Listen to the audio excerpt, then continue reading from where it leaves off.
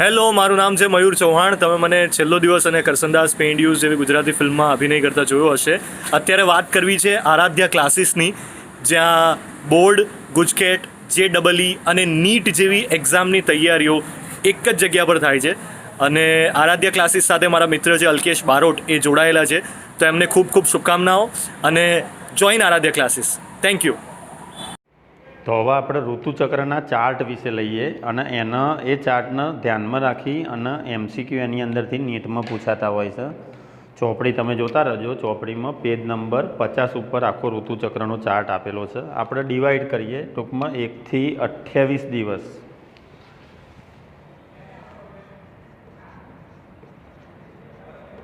Basic શું આમાં યાદ રાખવાનું તમારે જુઓ.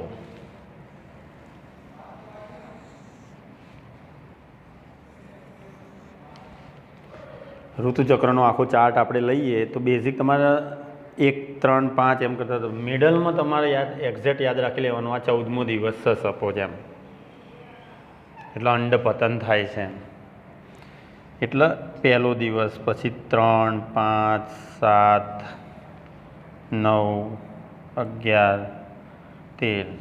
તો છે દૂર લખીએ અહીંયા 3, 5, 7, 9, 11, આ 13 લઈએ. આ 14મો દિવસ યાદ રાખવાનો. 13 થી પછી 15, 17, 19, 21, 23, 25, 27, 28, 29. સમજવા માટે આ ડિવાઈડ કરે આપણે એમ. તો આખી રચના થઈ ગઈ. અહીંયા 28મો દિવસ પૂરો થયો એટલે સપોઝ નવું ઋતુચક્ર સ્ટાર્ટ થયું એમ. હવે એ ઋતુચક્ર દરમિયાન આપણે ભાગ પાડી દઈએ કે ઋતુચક્ર દરમિયાન કયા કયા ફેરફારો. 4 મેન ભાગ પાડી દેવાના એમ. કે ગર્ભાશયની ઘટનાઓ,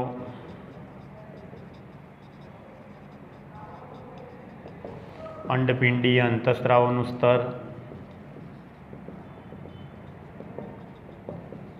અંડપિંડીય અંતઃસ્ત્રાવ એટલે લઈ લેવાના તમારા ઇસ્ટ્રોજન, પ્રોજેસ્ટેરોન, અંડપિંડીય ઘટનાઓ અને પિચ્યુટરી, અગ્રપિચ્યુટરી અથવા પિચ્યુટરી અંતઃસ્ત્રાવોનું સ્તર. રફ લખું છું અત્યારે, તમારે જોઈ લેવાનું બુકની અંદર. ભાગ પાડી નાખો આખા.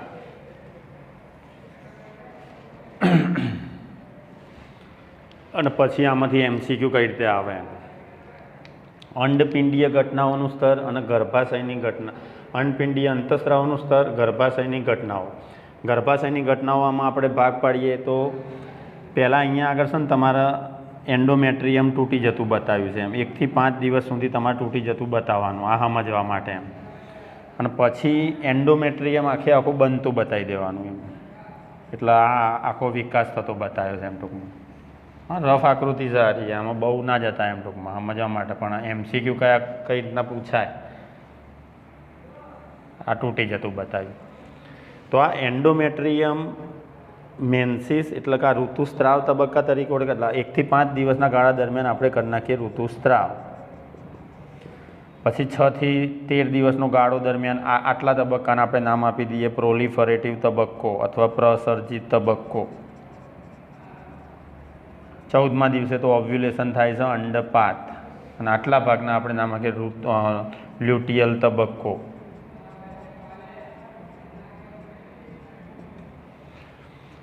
અને અહીંયા નવું ઋતુચક્ર ચાલુ થયું એટલે ઋતુસ્ત્રાવ. રફ લખું છું, ચોપડી ખુલ્લી રાખજો તમારી જોડે. MCQ કઈ રીતના પૂછાય. અંતઃસ્ત્રાવી સ્તર, અંડપિંડીય ઘટના લો તમે તો અંડપિંડમાં શું થશે, અંડપુટિકાનો વિકાસ થશે. નાની અંડપુટિકા કન્વર્ટશું મોટી અંડપુટિકા. બસ આ મોટી અંડપુટિકા, સૌથી મોટી પૂર્ણ વિકસિત અંડપુટિકાને આપણે નામ આપી દઈએ ગ્રાફિયન પુટિકા. 14મો દિવસ જેવો આવે તરત ગ્રાફિયન પુટિકા ફાટતી બતાવી દેવાની. અંદરથી અંડકોષ બહાર આવી જાય. એ ગ્રાફિયન પુટિકા ફાટેલી બતાવી, અંડકોષ બહાર આવ્યો એના અંડપાત અથવા ઓવ્યુલેશન અંડકોષપાત કહેવાય.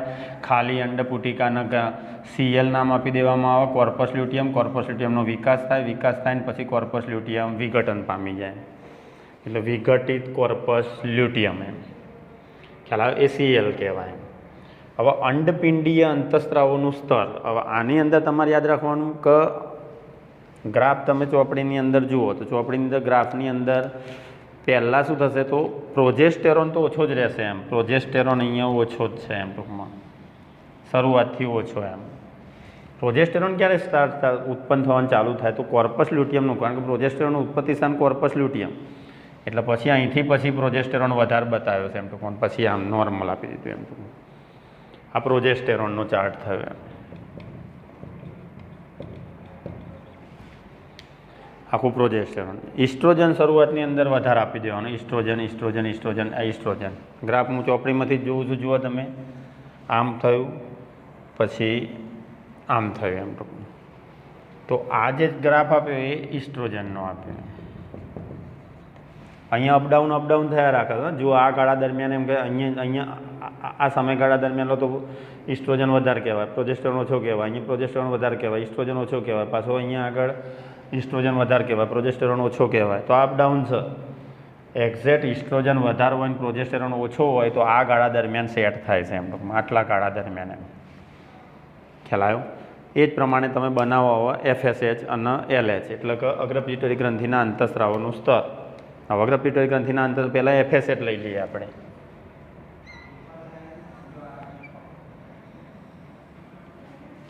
આ FSH થયો, ફોલિકલ સ્ટિમ્યુલેટિંગ હોર્મોન. અને પછી લઈએ આ FSH, અહીંયા લખી જ નાખો એટલે ભૂલ ના પડે. FSH અને LH લો તમે. તો LHની અંદર શું કર્યું? LHની પરાકાષ્ઠા અહીંયા બતાવી છે. આ LH આવું થઈ ગયું. તો થઈ ગયું આ રહ્યું રફ આખું ઋતુચક્રનો ચાર્ટ કમ્પ્લીટ. હવે આને લગતા MCQ કયા ટાઈપના પૂછી શકાય એમ ટૂંકમાં, આને લગતા MCQ કયા આવી શકે એમ ટૂંકમાં. પહેલાં આપણે 1 થી 28 દિવસ, 14મા દિવસે આ લાઈન પહેલાં દોરી જ નાખવાની. એ ઓવ્યુલેટરી ફેઝ કહેવાય અથવા અંડપાત કહેવાય 14મા દિવસે એમ. એટલે ગ્રાફિયન પુટિકા અહીંયા ફાટતી બતાવે. આ બધી અંડપુટિકા.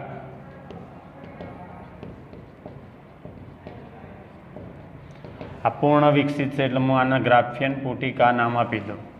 અને આ ફાટતી બતાવી એનો મતલબ અહીંયા અંડપાત થયો. આ અંડકોષ બહાર આવ્યો. આ જે અંડકોષ બહાર આવ્યો ને યાદ રાખવાનું, કયો અંડકોષ હોય તો દ્વિતીય પૂર્વ અંડકોષ. ખાલી અંડપુટિકા છે તો એનું શું નામ આપી દીધું આપણે? CL. CL એટલે કોર્પસ લ્યુટિયમ.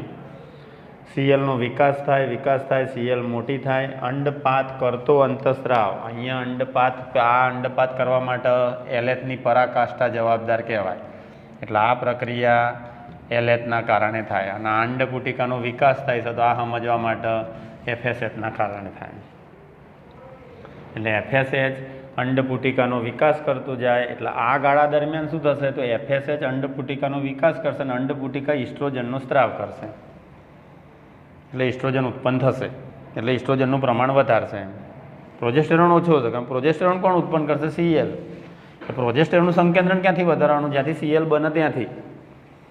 કોર્પસ લ્યુટિયમ બને તો જ પ્રોજેસ્ટેરોન ઉત્પન્ન થાય. પ્રોજેસ્ટેરોન 2 લાઈનો તો હું કઈ થાક્યો, તમને હંમેશા યાદ રાખવાનું તમારા કે FSH ફોલિકલ સ્ટિમ્યુલેટિંગ હોર્મોન જે અંડપિંડમાં રહેલ અંડપુટિકાનો વિકાસ કરે. ફોલિકલ અંડપુટિકા કોનો સ્ત્રાવ કરે તો ઇસ્ટ્રોજન.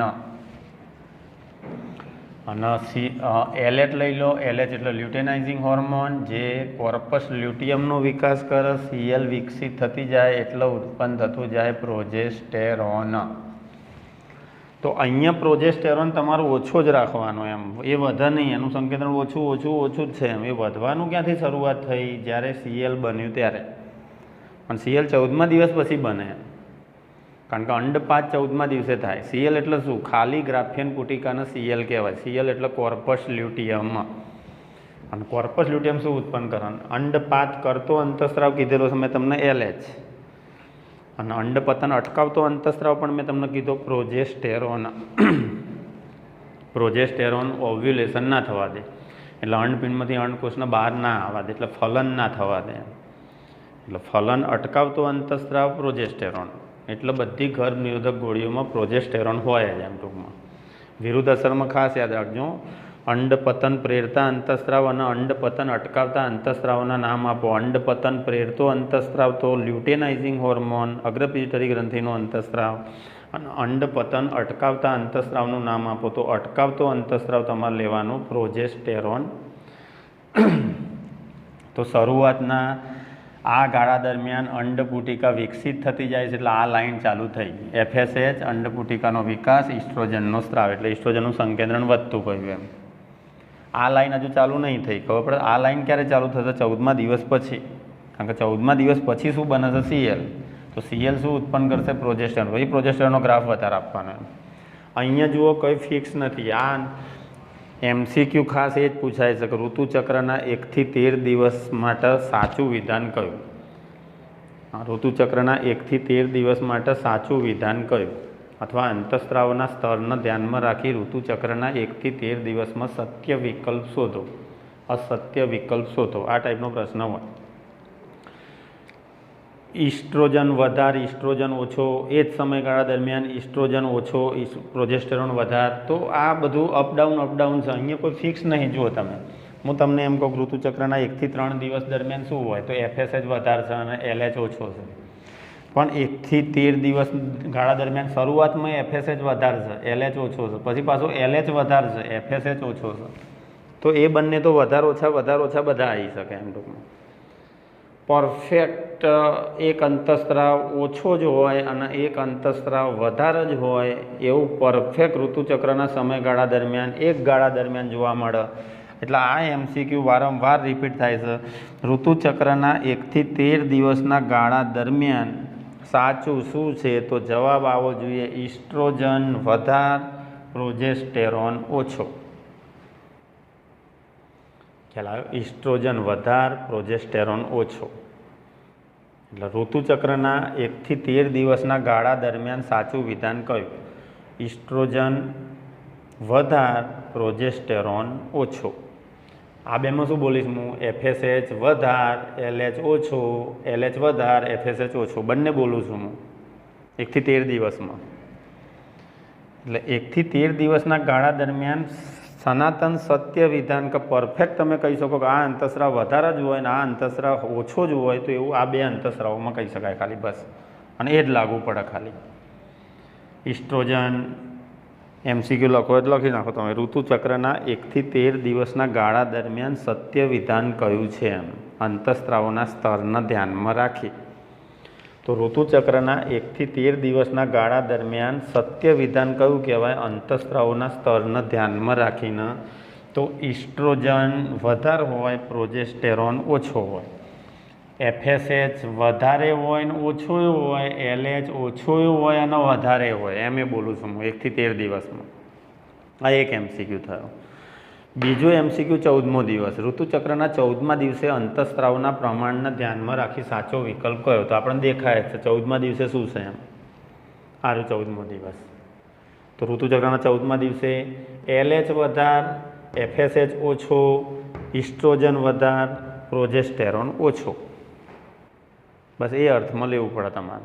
ગ્રાફ ઉપર જ જવું પડે તમારે. ખ્યાલ આવ્યો નહીં? ગ્રાફ ઉપર જ સેટ કરવું પડે, અન્યથા નહીં એમ તો. ઋતુચક્રનો ચલો 21મો 19મો આપણે ચાર્ટ જોઈએ. 19, 20, 21, 21મો દિવસ પકડો તમે, મિડલ ટુ મિડલ લો. 21મો દિવસ આ 21મો દિવસ એમ. તો LH વધારે કહેવાય, FSH ઓછો કહેવાય, પ્રોજેસ્ટેરોન વધારે કહેવાય, ઇસ્ટ્રોજન ઓછો કહેવાય. પણ આ બધું ફિક્સ નહીં. આ ગાળો તમને એમ કે લ્યુટિયલ તબક્કા દરમિયાન શું હતું? લ્યુટિયલ તબક્કામાં જુઓ તમે. લ્યુટિયલ તબક્કો 15 થી 28 દિવસનો ગાળો કીધો મેં તમે. તો અહીંયા આ કિસ્સામાં લો તમે, તો આ કિસ્સામાં ઇસ્ટ્રોજન વધારે છે, પ્રોજેસ્ટેરોન ઓછો છે. આ અહીંયા લો તમે તો પ્રોજેસ્ટેરોન વધારે છે, ઇસ્ટ્રોજન ઓછો છે. અહીંયા લો તમારે પ્રોજેસ્ટેરોન ઓછો છે, ઇસ્ટ્રોજન વધારે છે. અપડાઉન છે એમ. એટલે એ પરફેક્શન નથી એમ. એટલે MCQ ના આવે. અહીંયા પણ એ જ છે. અહીંયા પણ શું છે એમ ટૂંકમાં ખ્યાલ આવ્યો નહીં? તો એ આખી રચનાઓમાં ભિન્નતા ખાસી એવી જોવા મળે છે. પરફેક્ટ તમારા ઋતુચક્રને ધ્યાનમાં રાખી સમયગાળો આપેલો છે અને એ સમયગાળા દરમિયાન અંતઃસ્રાવના પ્રમાણ અથવા અંતઃસ્રાવના સ્તરને ધ્યાનમાં રાખી સાચો વિકલ્પ કયો? તો 2 MCQ હું કહું છું હજુ. ઋતુચક્રના પ્રસર્જિત તબક્કા અથવા 1 થી 13 દિવસના ગાળા દરમિયાન અંતઃસ્રાવના સ્તરમાં પરફેક્ટ વિધાન બોલું હું ઇસ્ટ્રોજન વધારે હોય, પ્રોજેસ્ટેરોન ઓછો હોય, એફએસએચ ઓછો હોય, એફએસએચ વધારે હોય ને ઓછો હોય, એલએચ ઓછો હોય અને વધારે પણ હોય. બંને રીતે સાચું. ઓવ્યુલેટરી ફેઝ, મેન્સ્ટ્રુઅલ સાયકલ જે લઈએ, ઋતુચક્ર લઈએ, એ ઋતુચક્રના ઓવ્યુલેટરી ફેઝ એટલે કે 14મા દિવસે 14મા દિવસે પિચ્યુટરી અંતઃસ્ત્રાવોના સ્તર અને અંડપિંડીય અંતઃસ્ત્રાવોના સ્તરને ધ્યાનમાં રાખી સાચો વિકલ્પ કયો? તો આ પરફેક્ટ છે. 14મા દિવસે પરફેક્ટ ગ્રાફ આ રહ્યો. તો આ ગ્રાફમાં તમે જોઈ શકો છો. બોલો, અંડપિંડીય અંતઃસ્ત્રાવોના સ્તરમાં કોણ વધાર? ઇસ્ટ્રોજન વધાર, પ્રોજેસ્ટેરોન ઓછો. અગ્રપિચ્યુટરી ગ્રંથિના અંતઃસ્ત્રાવોના સ્તરમાં કોણ વધાર? તો એલએચ વધાર અને એફએસએચ ઓછો. આમે 14મા દિવસે તો એલએચનું પ્રમાણ ખૂબ જ ઊંચું થઈ જાય, ખૂબ જ સંકેન્દ્રણ એનું વધી જાય, જેના એલએચની પરાકાષ્ઠા તરીકે ઓળખવામાં આવે. પુષ્કળ પ્રમાણમાં એલએચનું પ્રમાણ થઈ, પુષ્કળ પ્રમાણમાં એની માત્રા વધી ગઈ કહેવાય. આ જે થાય છે એ શું થાય છે? તો અહીંયા આગળ મેન્સિસ થાય છે, એનો મતલબ બ્લડિંગ થાય છે, એનો મતલબ ઋતુસ્ત્રાવ થાય છે એમ. એટલે એ દરમિયાનમાં બધો કચરો, રુધિરવાહિની, પેશીઓ બધું માદાના યોનિક માર્ગમાંથી લખાવડાવ્યું મેં તમને. 50 થી 150 ml જેટલું બ્લડિંગ બહાર નીકળે એમ. અને અહીંયા પછી આગળ વધો તમે તો 6 થી 13 દિવસના ગાળા દરમિયાન એન્ડોમેટ્રિયમ પ્રોલિફરેટ થાય એમ, એન્ડોમેટ્રિયમ સંધાય એમ. કોણ સાંધે? તો ઇસ્ટ્રોજન સાંધાય, ઇસ્ટ્રોજન. ચાલો આ બે લાઈન તો યાદ રાખવાની જ છે તમારે. એટલે ઇસ્ટ્રોજન શાંતું જાય, પ્રોલિફરેટ કરતું જાય અને અંડપુટિકાનો વિકાસ થતો જાય છે એમ. એટલે આને પુટકીય તબક્કો પણ કહેવાય, પ્રસર્જિત તબક્કો કહેવાય, પ્રોલિફરેટિવ તબક્કો પણ કહેવાય. સંધાય. 14મા દિવસે ઓવ્યુલેટરી ફેઝ, અંડપાત, અંડકોષપાત થયો, અંડપિંડમાંથી અંડકોષ બહાર આવ્યો, ગ્રાફિયન પુટિકા પરિપક્વ પુટિકા કીધી એ ફાટી ગઈ, અંડકોષ એમાંથી મુક્ત થઈ ગયો, ખાલી ગ્રાફિયન પુટિકાને સીએલ નામ આપ્યું, કોર્પસ લ્યુટિયમ. એ કોર્પસ લ્યુટિયમ પછી શું કરતું જશે? તો એ કોર્પસ લ્યુટિયમ કોણ તોડે? અંડપતન કોણ પ્રેરે? તો એલએચ યાદ રાખવાનું. એટલે એલએચની પરાકાષ્ઠા હતી, પુષ્કળ એલએચ થઈ ગયો હતો, એટલે એણે ગ્રાફિયન પુટિકાને તોડી નાખી. હવે આ જે અંડકોષ મુક્ત થયો, અંડપાત થયું, ખાલી ગ્રાફિયન પુટિકાને સીએલ નામ આપ્યું. સીએલ આવશે એટલે સીએલનો વિકાસ કોણ કરશે? એલએચ. સીએલનો કોર્પસ લ્યુટિયમનો વિકાસ થાય છે એટલે એ તબક્કાને શું નામ આપી દીધું આપણે? લ્યુટિયલ તબક્કો. તો એ કોર્પસ લ્યુટિયમ વિકાસ પામતું જશે, એ શું ઉત્પન્ન કરતું જશે? પ્રોજેસ્ટેરોન. એ જે પ્રોજેસ્ટેરોન ઉત્પન્ન થયું લ્યુટિયલ તબક્કામાં, એ એન્ડોમેટ્રિયમને સંપૂર્ણપણે સાંધી દે, એકદમ સ્ત્રાવી બનાવી દે, જાડું બનાવી દે, ગ્રંથિમય બનાવી દે, ગર્ભ ધારણ માટે તૈયાર કરી નાખે. પણ જેવો 28મો દિવસ આવ્યો અને જો ફલન થતું નથી તો કોર્પસ લ્યુટિયમનું વિઘટન થઈ જાય. કોર્પસ લ્યુટિયમ વિઘટન પામે તો પ્રોજેસ્ટેરોન ઉત્પન્ન થતો નથી. ઇસ્ટ્રોજન ઇસ્ટ્રોજન ઉત્પન્ન થયા રાખે તો કોણ ઉત્પન્ન કર્યા રાખે? અંડપુટિકા. પ્રોજેસ્ટેરોન ઉત્પન્ન થયા રાખે તો કોણ ઉત્પન્ન કરે છે? Corpus luteum. પણ જો કોર્પસ લ્યુટિયમનું વિઘટન થાય તો પ્રોજેસ્ટેરોન ઉત્પન્ન થતો નથી, એટલે માદા જાતીય અંતઃસ્ત્રાવનું પ્રમાણ ઓછું થઈ જાય. એટલે પછી 29મો દિવસ હતો, પહેલો, બીજો, ત્રીજો, ચોથો, 5મો દિવસ નવું ઋતુચક્ર ચાલુ થયું. એટલે પાછું મેન્સિસ અહીંયા બતાવ્યું છે. મેન્સિસ એટલે નવું ઋતુસ્ત્રાવ આપણે લખ્યું જ છે ચોપડીમાં. નવા ચક્રની શરૂઆત એવું સ્પષ્ટ કીધું છે. 29મો દિવસ અથવા -1 એટલે પહેલો દિવસ એમ. તો ત્યાં મેન્સિસ થયું કહેવાય પાછું. એનો મતલબ પાછું એન્ડોમેટ્રિયમ તૂટી જાય, બ્લડિંગ થાય, રુધિરવાહિનીઓ બધી બહાર નીકળે, એટલે નવું ઋતુચક્ર પાછું ચાલુ થયું. એટલે મેન્સિસ શરૂ થયું એનો મતલબ ફલન થયું નથી, તો ગર્ભ ધારણ થાય નહીં. પહેલાં જ કીધું, ગર્ભ ધારણ અથવા ફલનના સૂચકની નિશાની શું? તો ઋતુચક્ર બંધ. સ્ટાર્ટ થાય એને રજોધર્મ અથવા ઋતુસ્ત્રાવ અથવા રજોદર્શન નામ આપ્યું આપણે. અને 50 વર્ષની યૌવનારંભ સમયે શરૂ થાય એવું કીધું. 50 વર્ષની ઉંમરે સ્ત્રીઓમાં ઋતુચક્ર બંધ થાય એના નામ આપ્યું આપણે રજો નિવૃત્તિ અથવા મેનોપોઝ. એનું ઇંગ્લિશ યાદ રાખવાનું. એટલે રજોદર્શન અને મેનોપોઝ વચ્ચેનો જે સમયગાળો છે, એટલે યૌવનારંભ, યુવાવસ્થા આરંભ થતી હોય ત્યારે અને 50 વર્ષની ઉંમર, આ બે વચ્ચેનો જે સમયગાળો છે એ સમયગાળો સક્રિય પ્રજનન અવસ્થાનું સૂચક છે. એ ગાળા દરમિયાન સક્રિય પ્રજનન અવસ્થા જોવા મળે. બાકી 50 વર્ષની ઉંમરે તો કુદરતી રીતે રજો નિવૃત્તિ આવી જતી હોય એટલે મેનોપોઝ આવી જતું હોય, એનો મતલબ અંડપિંડ અંડકોષો ઉત્પન્ન કરવાનું બંધ કરી નાખે. આમે આપણે પાઠ ચાલુ કર્યો ત્યારે શરૂઆતમાં એ જ કીધું, માનવમાં જોવા મળતી પ્રજનન ઘટનાઓમાં સ્ત્રી અને પુરુષમાં બેઝિક તફાવત શું? તો સ્ત્રીઓની અંદર લગભગ 50 વર્ષની ઉંમરે મેનોપોઝ આવી જાય, અંડકોષ જનન જીનેસિસ બંધ થઈ જાય, અંડપિંડ અંડકોષ ઉત્પન્ન કરવાનું બંધ કરી નાખે. પુરુષમાં શું હોય? તો વૃદ્ધ પુરુષ હોય, ગયડો પુરુષ હોય, 95 વર્ષની ઉંમર હોય તો પણ એમાં શુક્રકોષ ઉત્પન્ન થયા રાખતા હોય. સ્પર્મેટોજીનેસિસ વૃદ્ધ પુરુષમાં પણ અવિરતપણે ચાલુ જ રહેશે, જ્યારે સ્ત્રીઓની અંદર 50 વર્ષની ઉંમરે મેનોપોઝ આવી જાય છે. તો 2 MCQ અહીંયા આગળ મેં કીધા તમે ઋતુચક્રના ચાર્ટના રફ મેં દોર્યો છે, કોઈ આમ મોર નથી મૂક્યા, પણ MCQ પર્ટિક્યુલર આ અંતઃસ્ત્રાવોના પ્રમાણને ધ્યાનમાં રાખીને પૂછાય છે. 1 થી 13 દિવસના ગાળા દરમિયાન ઋતુચક્રના 1 થી 13 દિવસના સમયગાળા દરમિયાન અંતઃસ્ત્રાવોના સ્તરને ધ્યાનમાં રાખી સાચું વિધાન કહ્યું તો પરફેક્ટ વિધાન બોલું છું. ઇસ્ટ્રોજન વધાર, પ્રોજેસ્ટેરોન ઓછો, FSH વધાર, FSH ઓછો, LH ઓછો, LH વધાર. આમાં હું બંને બોલું છું એમ. અને ઋતુચક્રના 14મા દિવસને અથવા ઓવ્યુલેટરી ફેઝ અથવા અંડકોષપાત તબક્કો આવે એ દરમિયાન સાચું વિધાન કયું કહેવાય? તો એમાં આ ગ્રાફ પકડી રાખવાનો 14મા દિવસનો. તો એ 14મા દિવસે શું થાય તમે જોઈ શકો છો અહીંયા આગળ. LH વધાર, FSH ઓછો, નીચે આવો, ઇસ્ટ્રોજન વધાર, પ્રોજેસ્ટેરોન ઓછો. તો 14મા દિવસે પકડી રાખો 1 MCQ અને 1 થી 13 દિવસમાં પકડી રાખો 1 MCQ. આ 2 MCQ પાક્કા તૈયાર કરી નાખવાના. આમાં અપડાઉન છે, આમાં કોઈ ફિક્સ નહીં. એમ ટૂંકમાં ખ્યાલ આવ્યો? વધારે બી હોય અને ઓછું બી હોય, બંને રીતે અહીંયા આગળ જોવા મળે. એટલે એ પરફેક્ટ ના પૂછાય. પરફેક્શન તમારે અહીંયા પકડી રાખવાનું. 1 થી 13 દિવસનો ગાળો અને 14મો દિવસનો ગાળો લખી નાખજો. બોલ્યો એ 2 વખત મેં રિપીટ કર્યું. બંને વખત અંતઃસ્ત્રાવના પ્રમાણને ધ્યાનમાં રાખીને લખી નાખવાનું. તો ચાર્ટ ઉપરથી આ MCQ પૂછી શકાય. ઋતુચક્ર આખું તમારે પૂર્ણ થઈ ગયું કહેવાય. હવે લાસ્ટ ટોપિક બાકી રહ્યો પાઠની અંદર, ફલન અને ગર્ભસ્થાપન અને જરાયુનો વિકાસ. એટલે ઋતુચક્ર કમ્પ્લીટ થઈ ગયું. આજે આટલું રાખીએ. પ્રણામ.